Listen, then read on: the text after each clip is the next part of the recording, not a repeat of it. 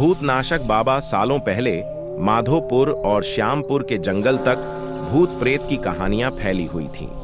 पास के ही गांव के लोग इन्हीं जंगलों में अपने जानवर चराते थे, लेकिन भूत के डर से शाम होने से पहले लौट जाते थे। एक दिन राजीव भी उसी जंगल में अपनी बकरियों के लिए घास लेने के लिए गया था। अक्सर काम से जी चुराने वाला राजीव मजबूरी में जंगल आया था, इसलिए उसका मन घास काटने का बिल्कुल भी नहीं था। जंगल में आसपास उसने देखा कि घास नहीं है, क्योंकि सारी गाय बकरी घास खा गई थी। अब वो मरे मन से आगे बढ़ने लगा। जाते जाते वो करीब जंगल के बीच में पहुंच गया था। वहां काफी हरी घास और पत्तों से लदे हुए पेड़ थे। पास में ही झरना भी बह रहा था। ये सब देखकर राजीव को और आलस आ गया। उसने सोचा कि कुछ देर पत्थरों पर बैठकर आराम कर लेता हूं। लेटते ही राजीव गहरी नींद में चला गया और सपने देखने लगा। सपने में ही राजीव जंगल का रास्ता भूल गया था और उसने एक अजीब से आदमी को भी देखा। आदमी की शक्ल इतनी डरावनी थी कि राजीव की नींद खुल गई। डरा हुआ राजीव एकदम उठा और बकरियों के लिए घास काटने लगा। भले ही वो घास काट रहा था, लेकिन उसके जहन से सपने वाले उस डरावने इंसान की शक्ल जा ही नहीं रही थी। राजीव घास जल्दी जल्दी काट रहा था, क्योंकि सूरज लगभग ढलने ही वाला था। उसने कुछ देर बाद दो लोगों की आवाज सुनी। वो दौड़ता हुआ उस आवाज की तरफ बढ़ने लगा। उनके पास पहुंचकर राजीव कहने लगा कि मुझे मेरे गांव जाने का रास्ता बता दीजिए। उसकी बात सुनते ही वो दोनों वहां से एकदम गायब हो गए। उन्हें एकदम से गायब होता देख हैरान राजीव बेहोश हो गया। कुछ देर बाद जब राजीव को होश आया तो उसने अपने सामने वही सपने वाला डरावना आदमी देखा। उसी आंखें लाल रंग की थी और दांत बाहर को निकले हुए। किसी तरह से खुद को संभालकर राजीव वहां से पागलों की तरह दौड़ने लगा। उसी वक्त एक भालू उससे टकरा गया। उसने ऐसा झपटा मारा राजीव पर कि वो नीचे गिर गया। तभी भालू भी आदमी की शक्ल में आ गया। वो भी अजीब और डरावना था।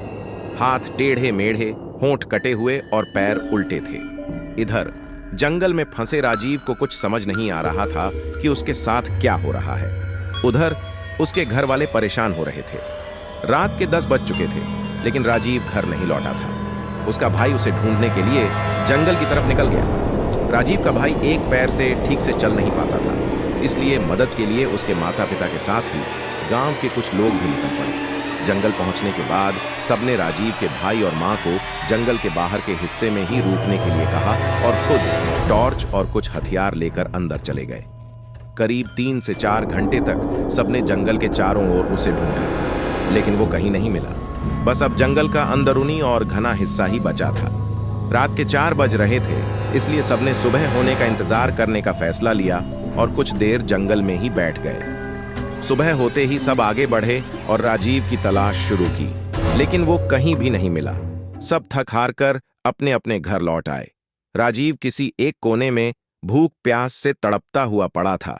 उसे इतना होश भी नहीं था कि वो कहाँ है। राजीव का परिवार भी 3 दिन से उसकी याद में परेशान थे। राजीव के भाई के मन में हुआ कि वो पक्का कहीं मुसीबत में ही होगा। अब मुझे भगवान को याद करना चाहिए। उसने तुरंत नीम के पेड़ के नीचे गड्ढा खोदना शुरू कर दिया। भाई लौटेगा, भाई लौटेगा, कहते कहते किसी तरह से उसने गड्ढा खोद लिया। अब रोज सुबह वह उस गड्ढे में जल और दूध चढ़ाता था। उसका मानना था कि उनके देवता उसी नियम के नीचे ही रहते हैं। वो रोज सुबह उसी पेड़ के पास बैठ जाता और उसे कोई भी उठाने के लिए आता तो उसे धक्का मार देता था। नियम के पेड़ के नीचे बैठकर राजीव का भाई बस यही कहता था कि मेरा भाई आएगा, उसे मेरे भगवान लेकर आएंगे। राजीव के न मिलने और उसके बड़े भाई की ऐसी हालत देखकर गांव वालों ने एक भगत को बुलाया। उन्होंने कुछ देर ध्यान लगाकर सबको बताया कि राजीव जिंदा है और वो कल घर आ जाएगा। उसकी मदद करने के लिए खुद भगवान जा रहे हैं। कुछ दिनों बाद राजीव किसी की साइकिल में बैठकर घर सही सलामत लौट कर आ गया। उसका शरीर इतना कमजोर था कि उसे अस्पताल में भर्ती करना पड़ा। करीब 3 बाद उसकी तबीयत ठीक हो गई। अब राजीव के भाई ने पूछा कि तुम्हें क्या हुआ था और किस तरह से तुम बचे। राजीव ने बताया कि उसे जंगल में भूतों ने घेर कर रखा हुआ था। वो ऐसे खतरनाक दिखते थे कि याद करते ही डर लगता है। आवाजें भी अजीब अजीब सी निकालकर मेरे चारों तरफ नाचते रहते थे। मुझे लगता था कि मैं कभी बच नहीं पाऊंगा उन भूतों से, लेकिन भगवान से खुद को बचाने की मिन्नतें भी करता था। तभी ऐसा लगा मानो भगवान ने उसकी पुकार सुन ली हो। उस दिन घोड़े के पैरों की आहट और उसके हिनहिनाने की आवाज आई। सभी भूत ये सुनकर शांत हो गए। घोड़े पर एक आदमी भी सवार था। उसके हाथों में तलवार थी। उसे देखते ही सारे भूत भागने लगे। वो अपनी तलवार से एक एक को मारते हुए आगे बढ़ रहे थे। फिर उस घुड़सवार ने मेरी तरफ देखते हुए कहा कि मैं तुम्हारे लिए ही आया हूं। अब किसी तरह की चिंता मत करना। सुबह होते ही तुम्हें कोई ना कोई लेने आ जाएगा, अभी तुम आराम करो। राजीव ने आगे कहा कि उनकी इतनी बात से ही दिल को सुकून मिल गया था। वहां से सारे भूत भी भाग चुके थे, इसलिए मैं बिना किसी डर के सो गया। सुबह जैसे ही मेरी आंख खुली तो वहां एक साइकिल वाला इंसान था। उसने मेरी तरफ हाथ बढ़ाकर कहा कि तुम्हारा घर कहाँ है बता दो, मैं तुम्हें वहां पहुंचा दूंगा।